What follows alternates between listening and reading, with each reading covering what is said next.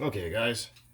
So, buddy of mine just picked up a bunch of Savages and stuff, and was cool enough to give me an Savage X, which the chassis is bent on, which that's going to be a project for another time. But so the guy that he bought it off said, "Oh yeah, it all runs great, bro. It's great. Runs awesome." Bull fucking shit. It does not. Well, for one, the other truck is buried amongst the other junk. I'm not going to take a photo of it right now, but someone cleaned the aluminum pipe with a grinder, which is stupid, but anyways.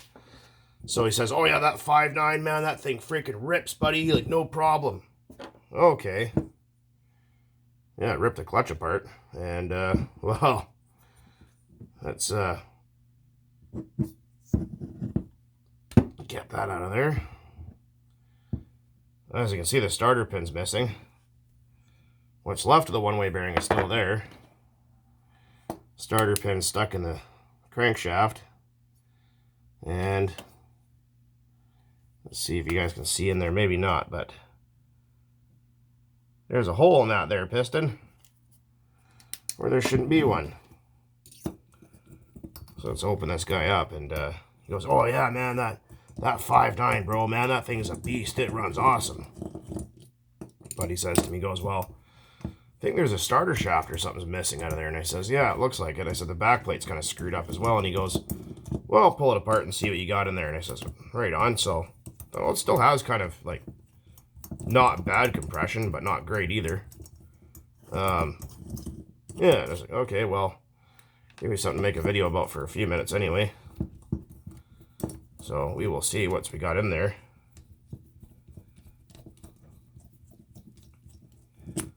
Fuck, I don't know why people have to be so full of shit these days.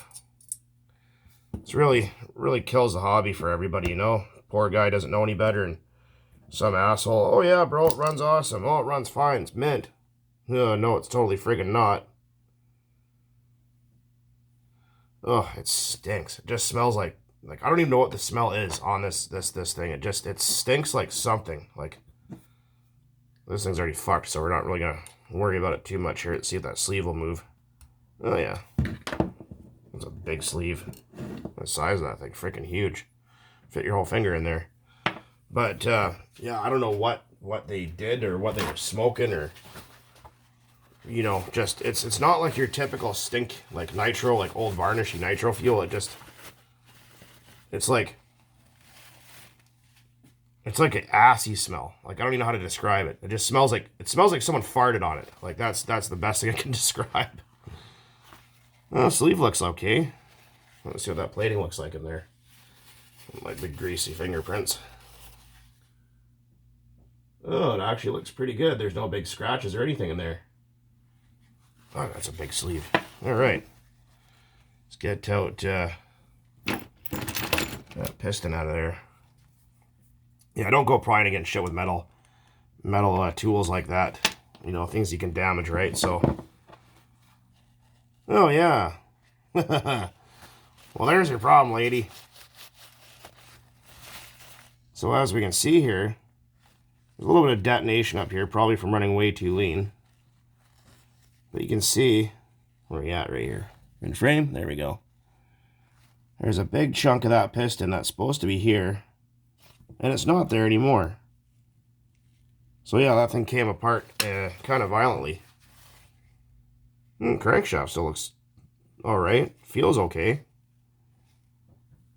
I mean, if you could find the parts for it, you could probably rebuild it, but I don't think they... I don't know, what do you guys think? I mean, freaking... I don't even know if you can get 5.9 parts anymore. I think they're all discontinued, aren't they? Oh yeah, that rod is fucked. Yeah, like I said, the guy had a fascination with grinders. As you can see, the top of the cylinder head here.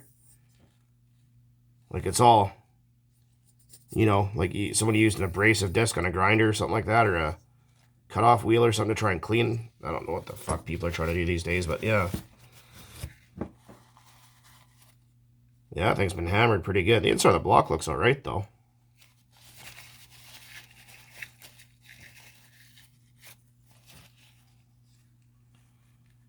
Yeah, a little scratched up, but I mean, crank looks alright. Bearings look okay, or feel okay. Carburetor's working. Oh, there's the famous red silicone underneath there. That's one thing it's worrisome to see when you start looking at an engine and you start seeing red Permatex engine silicone on shit. You know, and you get these type of guys that just think they need to seal fucking everything. And there's O-rings for a reason. Like, you don't need to go Permatexing the shit out of it.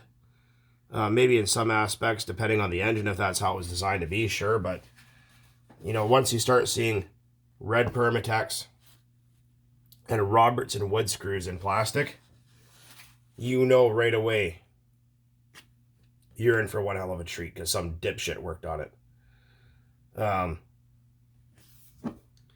Yeah, no, that thing is absolutely just naffed. So, but well, it looks like you got yourself a new keychain ornament here, so that's pretty cool. But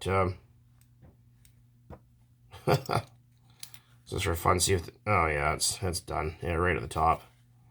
Nothing left in there. Some people go, oh, it still stops at the top. But yeah, the piston doesn't travel that high though. Piston literally only travels maybe to about there. Like, you can actually tell in the exhaust port of where it travels to. You can see see that line on the piston where it's discolored? That stops right at the bottom of the exhaust port. Right there. So the piston literally only travels that high. It doesn't travel all the way up here. Would it have still ran with the pinch being up that high? Yeah, probably. Probably would have started shutting off when it was getting hot. Would it run with that big chunk missing out of it? No, because now you're going to lose all your crankcase compression out of that hole. Like, I've seen them crack like a little chunk out of here, you know, in some other small areas that's not interfering with the exhaust port, and I've seen them run, but no, when you have a chunk that big missing out of there, that thing is, yeah, it's donnered. It's done its last. Yeah, this thing is, it's had a freaking couple of hot suppers, that's for sure. What do you guys think? Think the glow plug still works? Let's try it out for fun.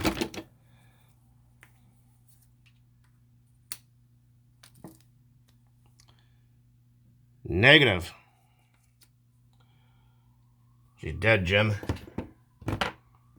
But, yeah, so Brian, the owner of the new stuff, well, I guess new to him, used and beat the hell out of, but that wasn't me farting, by the way. That was a fire truck going past. And that's my story, and I'm sticking to it. But anyhow, so buddy of mine that got all this stuff says, well, he goes, if you can get one of those trucks together, you know, because you got three, you got two XLs and one Savage X. And he goes, if you want one, you can have one for wrenching on stuff. And I says, oh, right on, that's cool. So I'll tear the motor out in that one. It's the purple head, I think 4.1 or 4.6 or K or F or I don't know, whatever the hell it is. Some sort of HPI engine anyways.